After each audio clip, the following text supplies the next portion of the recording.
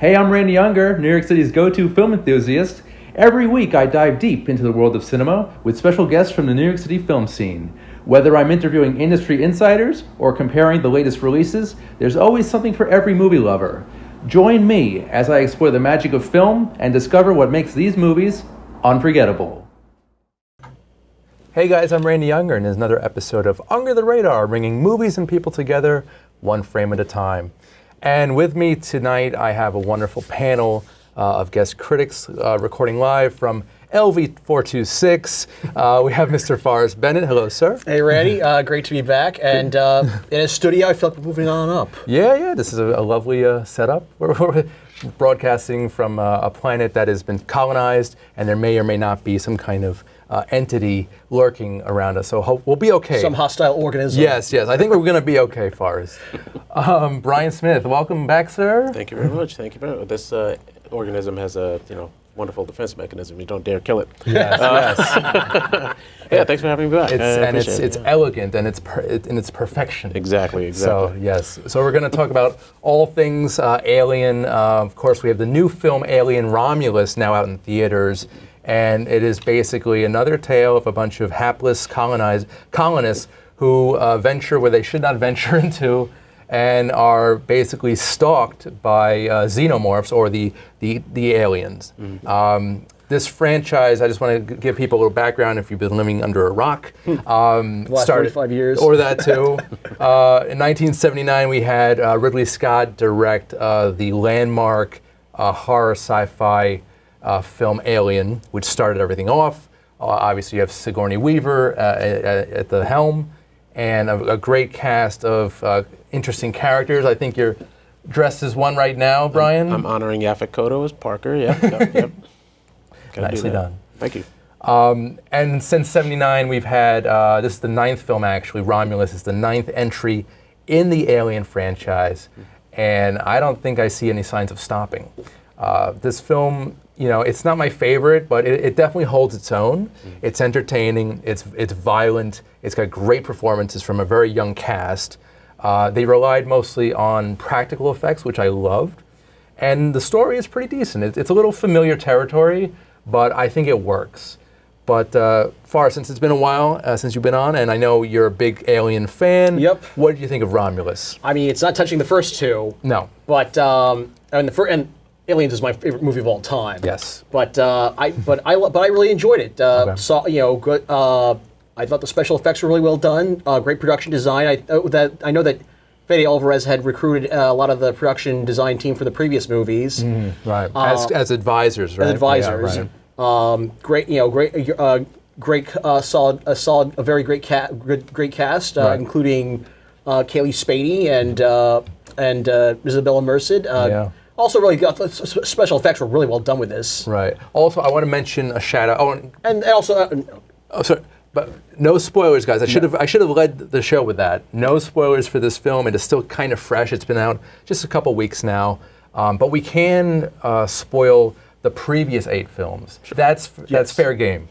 And I just want to mention another great cast member, David Johnson, who is in this. He's kind of like the brother figure to Kaylee Spaney, and they just have a great chemistry early on in the film and all throughout the film. Mm-hmm. And I thought he was a highlight. So, Brian, thoughts on Romulus? I mean, I went in, Fede Alvarez, Evil Dead remake, and Don't Breathe. Yeah, right. I went in. The trailer sold me on, it's going to be mean, fast, violent. So I went in expecting that, and I saw it in IMAX, and it was fun. Yep. And I was with you, and that was amazing. Yeah. I saw it in IMAX too. Yeah. It was just, I was excited to see another Alien movie, and especially one that's going to, sort of cater more towards the horror aspect of it. I think.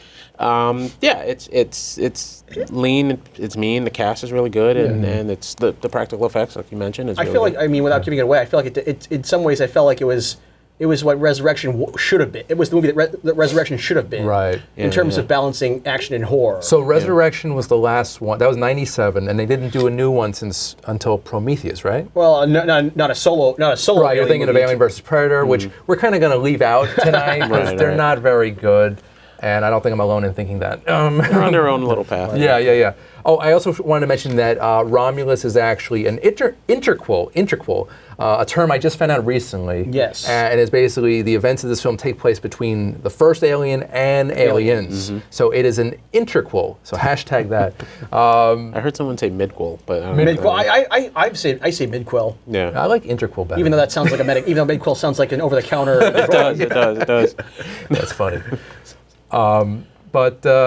Yeah, I thought it was a fun film, especially in IMAX. It definitely added to the immersive element. I would also comment on the sound design. I thought the sound design was really good. Yeah. And also, if we're talking sound, also the score by Benjamin Wallfish, which was pretty decent. I believe he kind of borrowed a couple of cues from Jerry Goldsmith and James Horner, which I respected.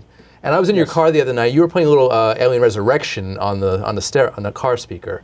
By John Frizzle, so I respect that as well. Actually, that was the Halloween H2O score by John Ottman. All right. Oh, that too. Yeah. But I do enjoy John Frizzle's Alien Resurrection score. Yeah, That's a great score. Yeah. And also, Alien 3 had a pretty decent score too. Elliot Goldenthal. Oh yeah. Although it's funny because I remember.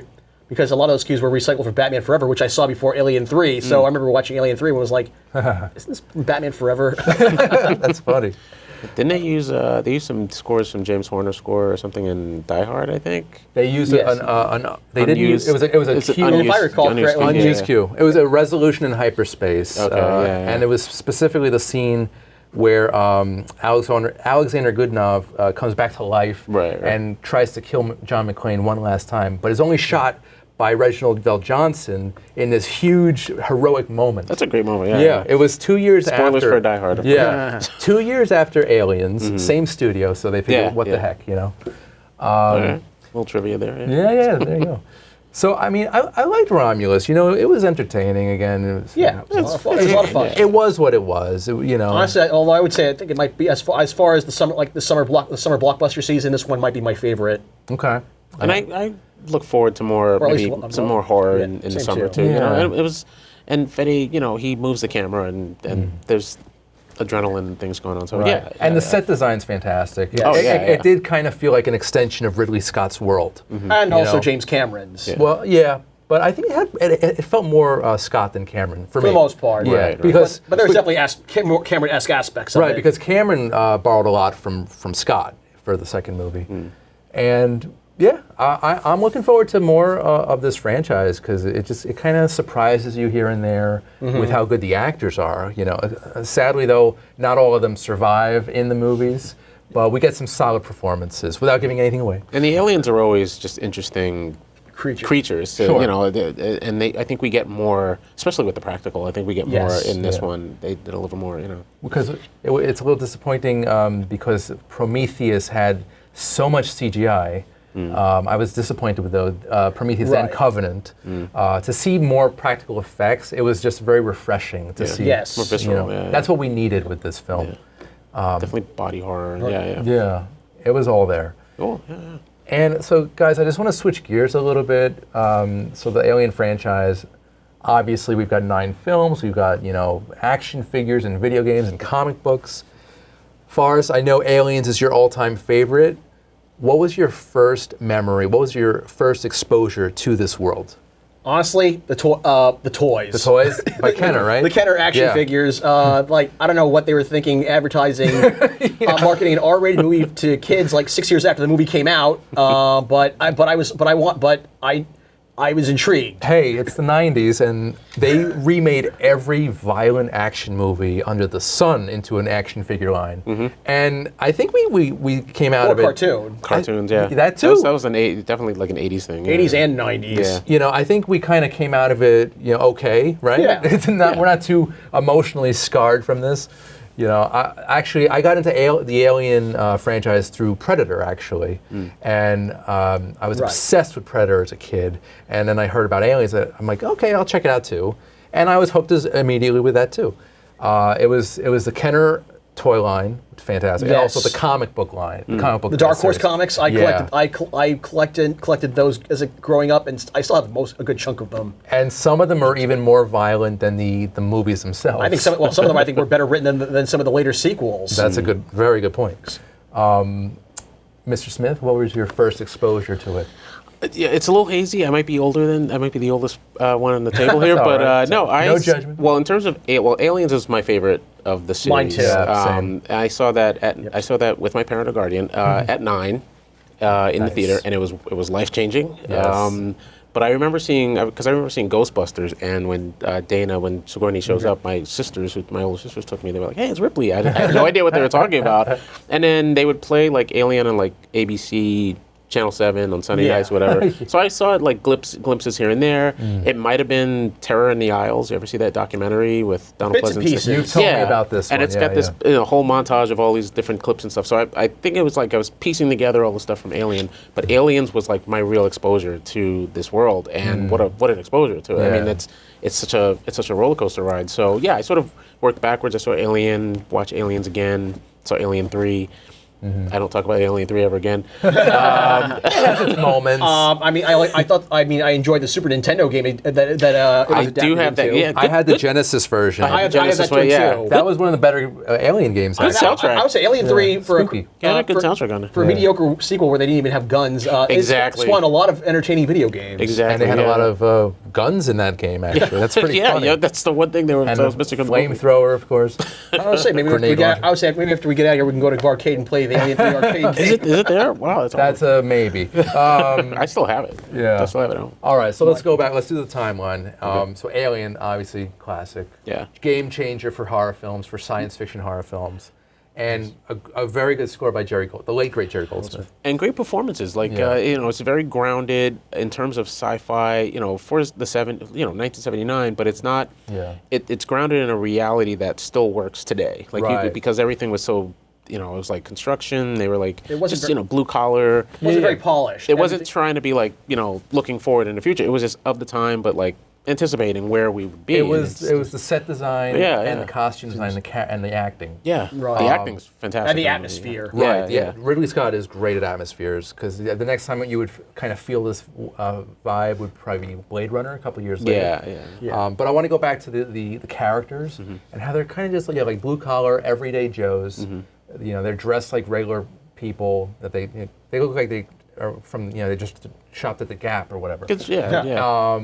But with like a leather jacket, and that's what I love about these movies is because the characters are so relatable. Parker, and that's what makes the first one especially so great.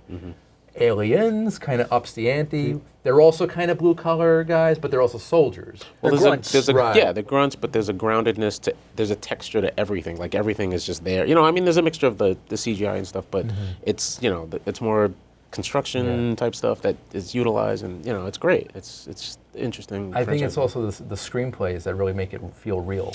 If you've ever read the script, well, the first script is great, but the second script, Aliens, if you ever find it online. James Cameron was having a blast writing that script. He just For sure. he was loving it. That's awesome. Since it's your favorite film, what makes it your favorite film? What is it about it that makes it so special?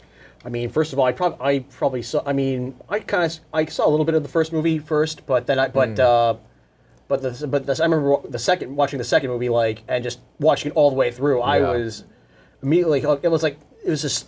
It was on one hand I was nervous, but at the same time, I got an adrenaline rush just from. How old were you? I was about 9 years old. Yeah, 9. Okay. That seems to be the good time to see the movie. Yeah. Because I remember specifically 1994. I was 9, and I definitely saw all the Predator movies and the first 2 Aliens, and absolutely loved it. The second Alien is just so exciting. I know, And it's but for got me, it's so many.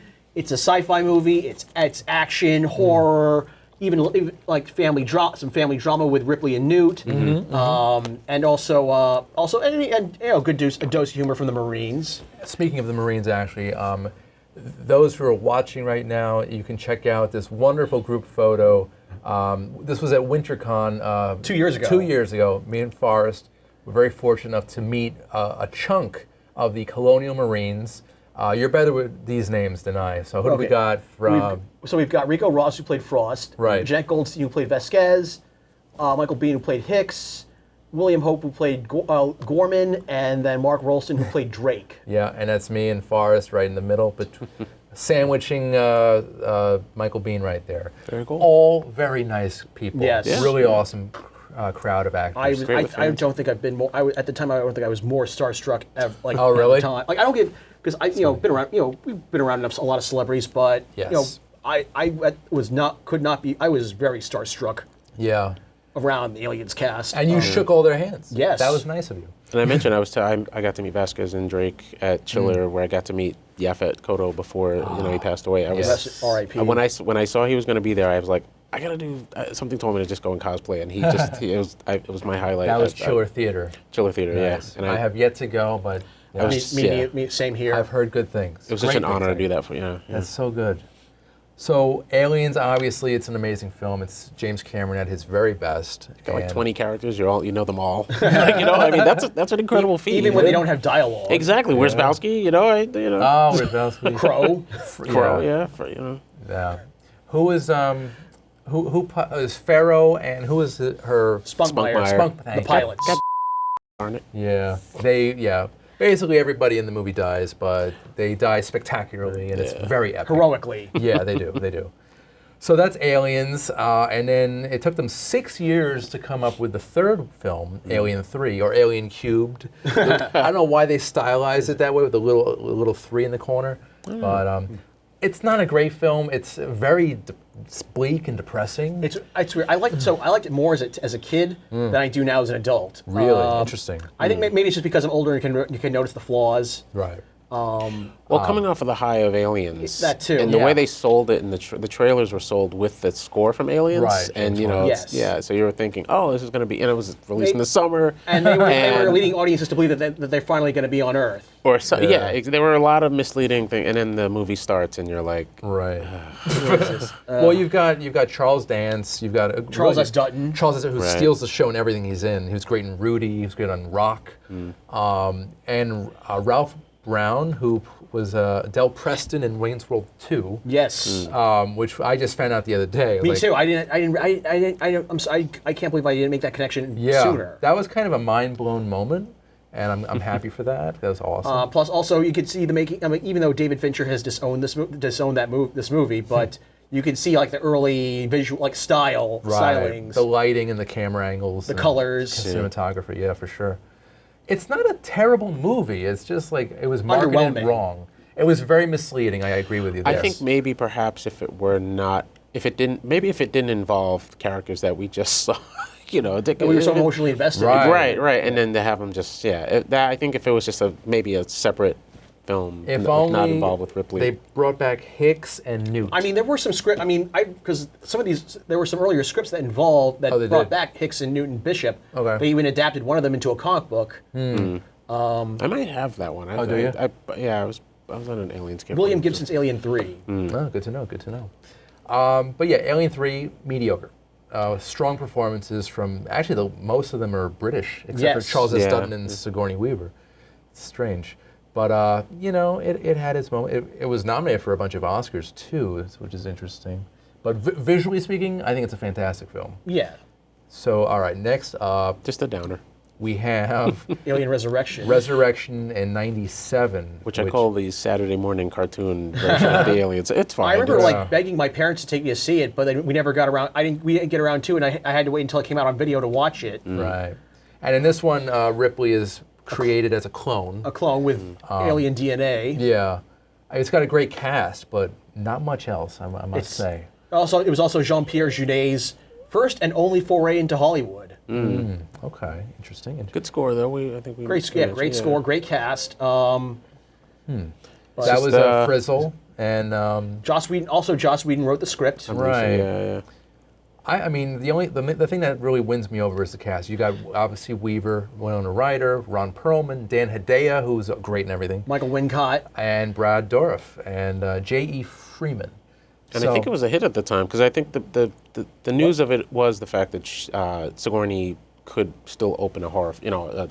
There was still some hype. Although I remember reading that it underperformed. Oh, did it? Yeah, could see that. Plus, it came out around the same time as Starship Troopers. Oh, did it? Oh, so I think there was some. That That's interesting because I've been suggesting they clone Diz from that movie. Just bring her back, damn it. Darn it. Sorry, I'm sorry. It's okay.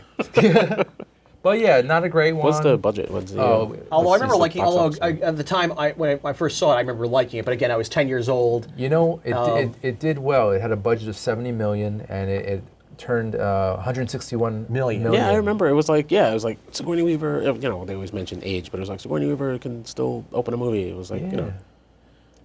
She's a good actress, and she's got great star power. Ripley's back with hair. Yeah, exactly. I remember that being a selling point. Well, the trailer was like, you know, it was more like back to the adrenaline. She's running. She's, you know, she's part, you know. Yeah, I remember the trailers like when they were playing Twinkle. Starts it off with playing Twinkle Twinkle Little Star, and then it was just the sizzle reel of just, you know, running and action. Yeah, you know, they're like, no, it's not that other movie. I remember seeing that on like Entertainment Tonight and getting pumped. Yeah, that was a great trailer. And then they also did a toy line for that too, which I had a few figures. Yeah, I didn't have those though. That was '97. I kind of skipped over that one, to be honest with you. All right, so after Resurrection, we kind of fast forward to 2004 with the Alien vs. Predator movies, which were terrible. Yes. I don't think we need to discuss those. I mean, they were. I think they were what we were talk about in, like, you know, the schoolyard back then. We're like, yeah, we want to see, you know, like the Freddy versus Jason and things like that. Yeah, exactly. I remember feeling the same way, like, because I was in high school when that came out. Right. Yeah. And so I saw it with my friends, and we kind of felt this, and it had the initial same feeling going in. But then I remember seeing a commercial for it and seeing that PG-13 rating, and that was just automatic red flag right there. Right. But I was, at the time, my Predator phase had subsided, so I wasn't really into it at that time. But if that came out 10 years before, I'd been all over it. I was a big player of the PC game. Me too. The game was amazing. Like, you could play it, the sound design was there, you could play as either character. I was more of an alien. I usually shuffled back and forth between playing as a Predator and as a Marine. Okay, Nice. all right. And back in '94, '95, I believe they had the Alien vs. Predator video game for SNES. SNES, Atari Jaguar, and the arcade. Oh, nice. All right, and now we're going to fast forward into the 21st century with Prometheus in 2012, which I rewatched the other day. I really enjoyed it. I thought it was a very strong entry. I saw it twice when it came out. Right. It was nice to see Ridley Scott back. Sure. It was really well made, and I actually do watch it every Christmas. Because Idris Elba's got that Christmas tree on the ship. Okay. But at the same time though, it's like kind of it seems like it's a lot of like it's very much more weird. I wasn't quite sure what to do. Well, it's the first chapter in this saga. Yes, so in this new saga. I think it kind of covered things pretty well. It set things up really well for Romulus. True. And Covenant too. Yeah. But what I loved was Michael Fassbender's performance as the android. David, great. Also, I want to see more Guy Pearce. Yes. I thought his makeup as an old man was a little overdone. It didn't really look good. That's why it was nice to see him reprise that role in Covenant. But how about you, Brian? What do you think of the Prometheus timeline? Well, Prometheus, I think I've only seen it once, to be honest. That's was Charlize Theron, correct? Yes. And Noomi Rapace. Right. Yeah. I think it felt like they were trying to explain where the series was going to go without really truly understanding. Like you said, it was like, you know, I think certain other movies kind of touch on it, but I think in this particular one, they didn't quite nail. Especially towards the end when they're like, okay, we have to sort of show an alien, you know, to appease the audience. It was like, I think they were trying to figure out like Giger's style, you know, the world and what was already laid in. And by the way, H.R. Giger. Fantastic artist who is responsible for the design of the original Xenomorph. In case those who are not familiar. And kind of the walls and right, as you can see our lovely decor. It just felt like they were trying, like they were trying to go backtrack and really come up with, you know, where did the eggs happen and how did the evolution of it without quite getting it. Or what was the space jockey? That was the space jockey. For me, that was the thing that I was really wanting to know. Yeah. And it felt like they missed a couple of beats or something. I think they tried their best though. I mean, it's a good movie overall, although That's the one with the cesarean scene? Yes. Yeah, Like oh, God. that to me, because I'm a horror fan, so Yes, that was a fun. great scene. That was body horror at its peak. That was fun. I was like, okay, now there we go. This is an alien movie now. You know. So basically, I believe that the machine was calibrated for a male, and it didn't know anything about cesarean. So she kind of tricked the computer into saying that she had an abdominal injury, so that it needed to cut her open that way. Yeah. She had to trick the machine to like It create this horrific surgery. was horrific. Yeah. That's the one scene that stuck with me. 12 years later. Same here. It seals her up, right? Doesn't it seals her up? After Yeah, that? it staples her up. Yeah. Also, but I would say even the final scene when the engineer gives births one of the xenomorph It's like a weird version. I forget what they call it. the deacon, Yeah. but it's like a xenomorph. It's like a xenomorph cousin. Right. Yeah. So weird. I don't think that toy sold. Right. So basically, Prometheus and Covenant they were released 5 years apart. They kind of have the same feel about them. Same visual effects, same over reliance on CGI, which I'm not a fan of. Which is why I'm happy with Romulus. We got a return to practical, a little bit more anyway. So, what were your thoughts on Covenant, actually, Forrest? Covenant, again, I saw that one twice when it came out. Okay. I will say Danny McBride was the unsung hero of that one. And I'm glad he survived. I was actually surprised to see he survived. Yeah, Tennessee. He's great. But overall, I think it was a step down from Prometheus. Right. I think of these newer newer ones that have come out in the 21st century. It's the weakest one. It's the weakest entry. Yeah, I mean, I watched it the other night. I enjoyed it, but it's enjoyable. But it's just, it kind of lags a little bit. Yeah. Drags too. Also, I didn't like how they killed off Noomi Rapaz's character. Not Shaw. They pulled an Alien 3 on us. Right. She didn't even get a heroic death. I know, it's a shame. All right, so that concludes the films. I just want to really quick mention that there's like 10 or so short films out there, which Like fan films? I believe so. It says there's a Prometheus films. There's a 40th anniversary series of films. There were some really good like short films that came out in terms of marketing. I think they're through Fox. And I also wanted to mention that next year there's going to be a TV series called Alien Earth. I literally just found this out. On FX and Hulu. Yeah, Hulu. I love it. It looks pretty good. It's a prequel, and it is set before the first Alien, 3 decades before the events of the first Alien film. And it looks pretty decent. I mean, I'm intrigued by it. I don't really recognize any of the names, but... I'm. I think Essie. Who do you see? Essie Davis. Oh, Timothy Oliphant. Oh, okay. He's like sandwiched in there. And Essie Davis. I've heard that name. He's the only big name though, Timothy. So before the first film, that's interesting. Yeah. Although it said before Prometheus 2. It doesn't specify. Because is that boding well for seeing some familiar creatures? Yeah. I don't know what they're gonna do, but this is basically their 20th century television wants to milk this franchise for all it's worth, which is fine. I was going to say now that they're under the control of the mouse. That's right, Disney. They're going to market the hell out of it. Yeah. Maybe we'll get more good collectibles. Yeah, right. like these cups and buckets. Exactly. Awesome. So I'm looking forward to that. That should be decent. And all right, guys, so we have like a minute or so, real quick. I wanted to mention that on Saturday I was surrounded by these two fine gentlemen in Huntington at the Cinema Arts Center. They had their annual horror movie marathon, which was incredible. The all-nighter. Yeah, I definitely dozed off, but that was towards the end. And we had some 80s classics known as The Wraith, 1988's The Blob. We've got The First Fright Night. We've got Dolls and Demons. That's where I kind of fell asleep. But I'm glad I was there with you guys to share that. It was and earlier in the day, we went to the world premiere of a movie that we worked on for Troma called Bring on the Damned. Exactly. A really fun independent horror comedy rather. Horror anthology. Yeah. We were in 2 crowd scenes. You saw yourself. I didn't see Yes. myself, but I was in the credits, so I get credit. I'm on IMDb for that. Nice. Yes, Yeah. I'm sure. With Trauma, they play all over. They play their movies all over the New York, New Jersey area. So Yeah. I'm sure at some point we can catch it again.